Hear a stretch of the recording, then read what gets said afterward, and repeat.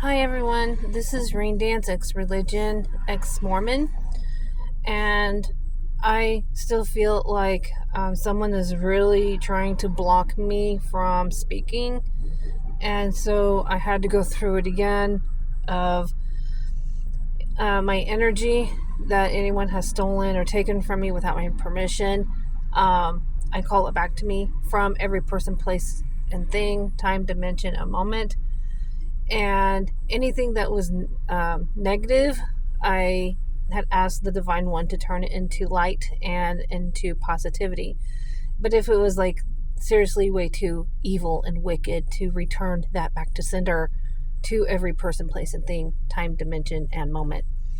Um, I also feel like I need to put out there on top of my subject that I was wanting to talk about was that you are a divine light. You know, you're part of the divine. And so there are others out there that see your light and they secretly are hiding it well, that they want to see you fail. They might say that they want you to succeed, but like out on in the shadows or on the sidelines, they secretly want to see you fail. And they see your light and your energy and how positive it is, and so they want to use it and siphon from it, and so they can prosper and have their life be transformed and to level up by using your energy. And maybe it is time to call that energy back to you and to give yourself more love and everything. I am definitely more at peace since I had left, especially left the Mormon church. And that I was actually going to talk about that today, and not a download. I don't have a download. I get that every once in a while as well. It's not all the time. So, but I was actually going to talk about the Mormon church today. But not everybody is on your side, and everybody can fake their actions pretty easily. And so I don't know who it is who is blocking or trying to block my throat or throat chakra, whichever one you want, but they're trying to keep me silent. And I have broken my silence before, and here we go again. And that's fine.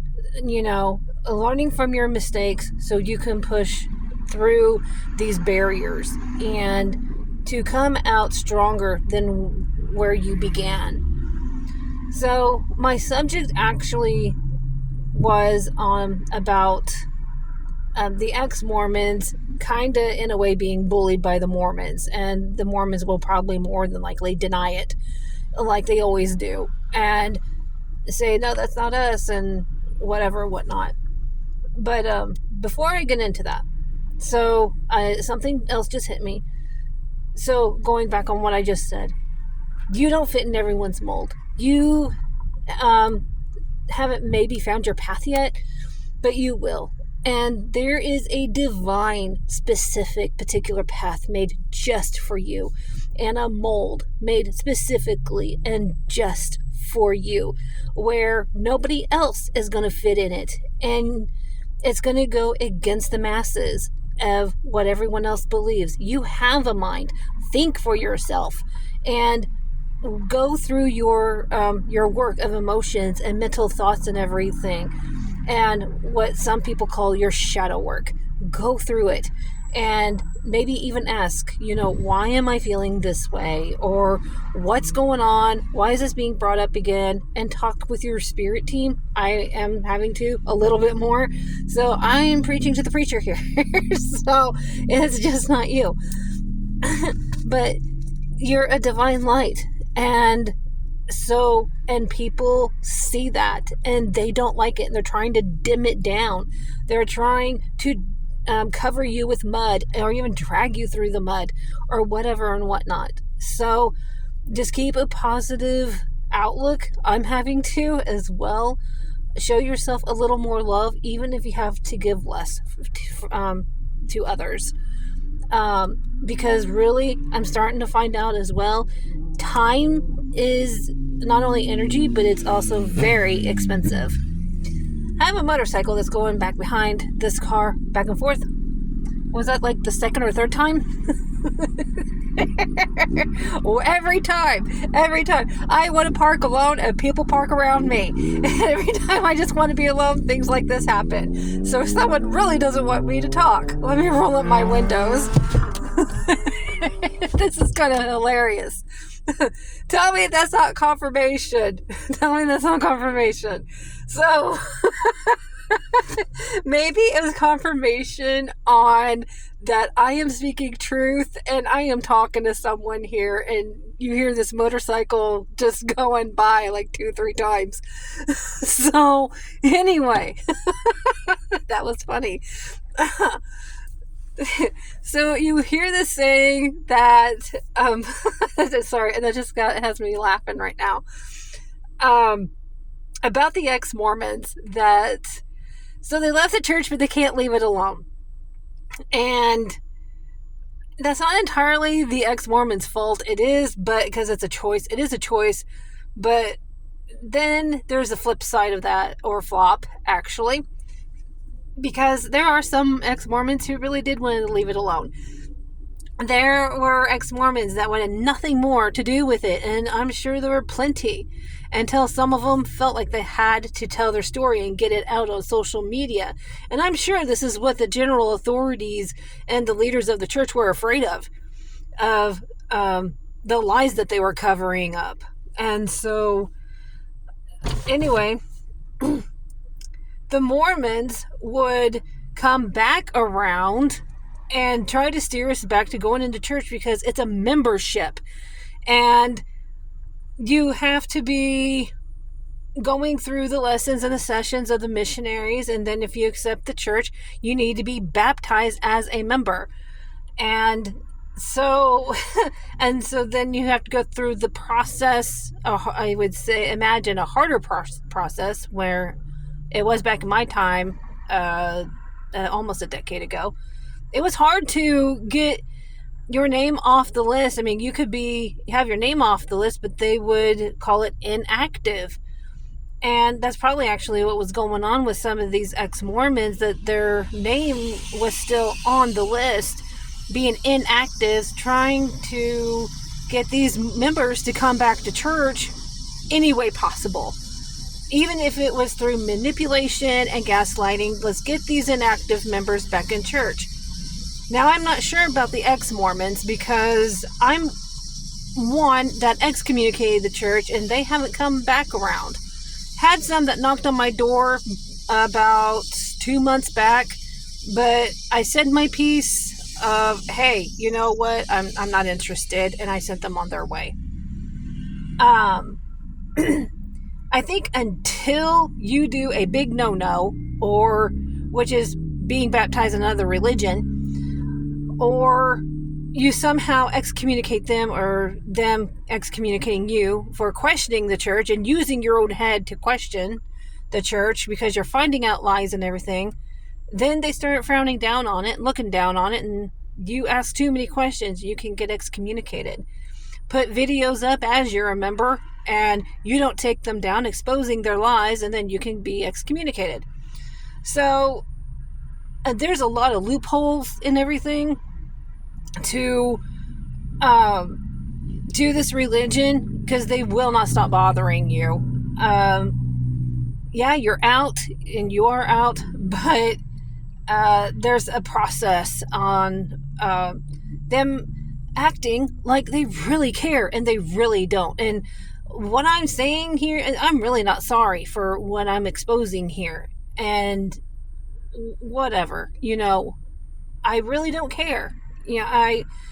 Because with what I experienced was that I got in a fight with my family.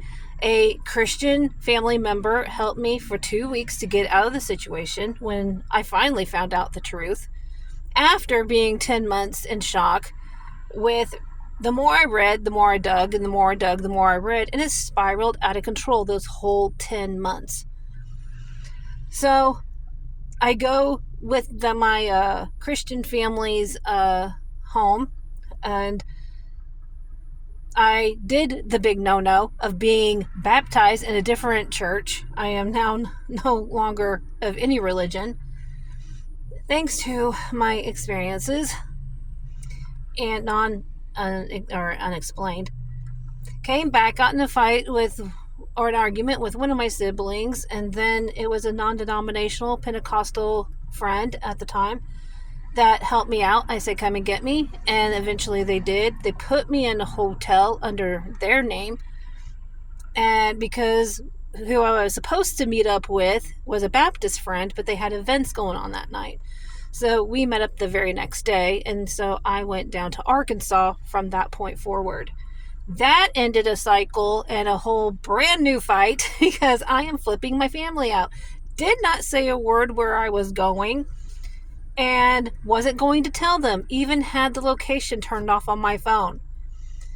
That's why the police were called. That didn't work. So then this is what's going to happen on top of other things. So they started spreading lies and rumors and gossip about me, how I was such an evil and wicked person, that I had loved the sins of the world, being under the influences of illegal substances and being under the control and the power of the opposite gender, using me as a particular slave. I tell people that now and they just laugh. They just laugh at me. And they're like, are you serious, Meredith? I was like, yeah, that's serious. And that's what a cult does. I laugh at it now. But how I found out was that non-denominational Pentecostal friend reached out to me and she said, now Meredith, don't get mad, and because I have some news to tell you. I'm like, great, now what is it? And she said, well, this is what's going around town. It doesn't just go around your church, but it's gotten around town about this. And just what I told you. And I was like, let me guess who has started that rumor. And sure enough, I nailed it right on the head of the nail. And I was like, yeah, it doesn't surprise me. So we ended up talking, and we ended up going our separate ways. We had a falling out a couple years ago. But but it's not always the ex-Mormons' choice. It is their choice, yes, ultimately. But then there are times where they decide that they have found out, after finding out about the lies and the sweeping under the rug, that they want to leave the church alone. And then when these other members continue to show up on their doorstep, or continue to call, or continue to do what Mormons do, you're pushing and pushing and pushing and pushing until you push these inactive to ex-Mormons off the cliff, and then we feel like we've come at a crossroads to tell our side of the story. And Mormon members will deny this, and it's unbelievable, because I think anyone who has been in a cult knows that I am actually telling the truth, and whatever their prophet or their leader of that religion says goes. No ands, ifs, or buts. Bad or evil or indifferent. Whatever it is, it goes. And you can't question it. You can't go with your gut feeling. You can't think for yourself. Whatever the prophet says goes, period. Do not question it. Do not use your head. Do not think. Do not go with your gut feeling, because if you do, then you're considered evil. You are considered an evil, wicked person, because you went against the I almost said government, but the prophet of the church. And that is why I am considered now an apostate, evil, wicked person, because I've gone against the prophet. Doesn't matter if it's bad or good, because he's supposed to be the mouth of God. He's supposed to be the one representing God, which actually had me thinking about something. That's interesting. That's interesting. Huh. I don't know if I'll talk about that on another time or not. It's something just hit me, but that's okay. That's okay. Actually, that was kind of cool.